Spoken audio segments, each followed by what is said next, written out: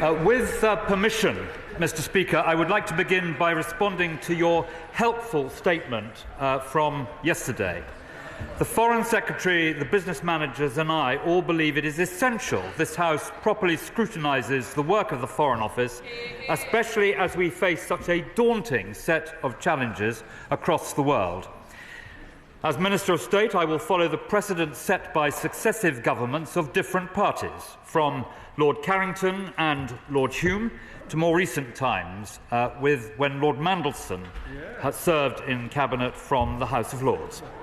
I will deputise for the Foreign Secretary in this House, making regular statements like today's and respecting the primacy of this House in the normal way. And, of course, the Foreign Secretary will appear before the House of Lords and relevant committees regularly. Mr. Speaker, the terrible events in Israel and Gaza have underlined the critical importance of British diplomacy and development work. As Israel battles to defeat Hamas, the humanitarian situation remains extremely difficult.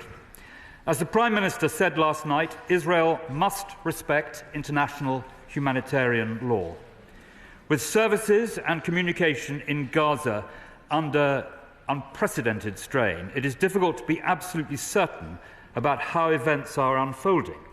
But the reports we have had from partners make clear the appalling loss of life, including amongst children and aid workers. And the situation in hospitals in Gaza City, notably Al-Shifa, is now acute. Al-Shifa has hundreds of inpatients and was able to offer a set of services unavailable elsewhere in Gaza. Reports indicate that operations have stopped due to the lack of fuel and supplies, and that premature babies have died due to the lack of electricity. Fuel is urgently needed to power hospitals, as well as desalination plants to ensure access to clean water. Hospitals, Mr. Speaker, should be places of safety, able to treat patients with compassion. It is distressing to see them unable to do so. Every civilian death is heartbreaking. It is impossible to comprehend the pain and loss that innocent Palestinians are enduring. As the House knows, since the 7th of October, the Government has been engaging intensively with close allies and our partners in the region. Since my last update to the House last Wednesday, I have met Islamic Relief on Sunday in Birmingham, who still have humanitarian supplies in Gaza, to hear clearly from them about the situation on the ground. And I spoke to Martin Griffiths, the head of UN OCHA, this morning, and I will travel to the region overnight tonight. The new Foreign Secretary has discussed the situation with US Secretary of State Tony Blinken. The Government will be able to draw on his extensive regional experience in the weeks and months ahead. But our goals remain unchanged. As I told the House last week, we are focused on getting life-saving aid to those in need in Gaza, supporting the safe return of hostages and British nationals, backing Israel's right to self-defence, and preventing a dangerous regional escalation. Our efforts have contributed to some delivery of aid via the Rafah crossing, and over 150 British nationals being able to leave Gaza safely. Since I spoke to the House last week, more British nationals and their families have left. And we will continue to offer all the support we can to those British nationals still in Gaza so that they too can cross into Egypt. As the House knows, we have more than doubled our aid to civilians in Gaza, committing £30 million, and we stand ready to do more. For over a week, British flights carrying aid have been landing in Egypt with shipments including both life-saving items as well as the vital equipment the Egyptian Red Crescent needs to be able to manage donations from across the world effectively. We also are urging the Israeli government to increase humanitarian access, including through Rafah and by opening up the Kerem Shalom crossing. At this point, we assess that land presently offers the most viable and safe way to get humanitarian aid into Gaza in the quantities needed. But we are also considering air and maritime options, including through our bases in Cyprus.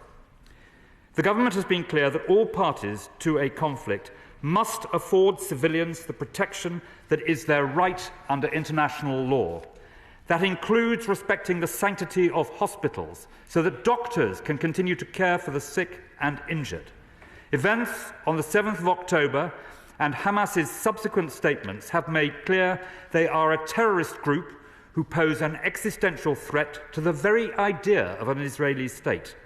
Israel has a right to defend itself against this terrorist threat, restore their security, and bring the hostages home. But there are things Israel must do as part of their response.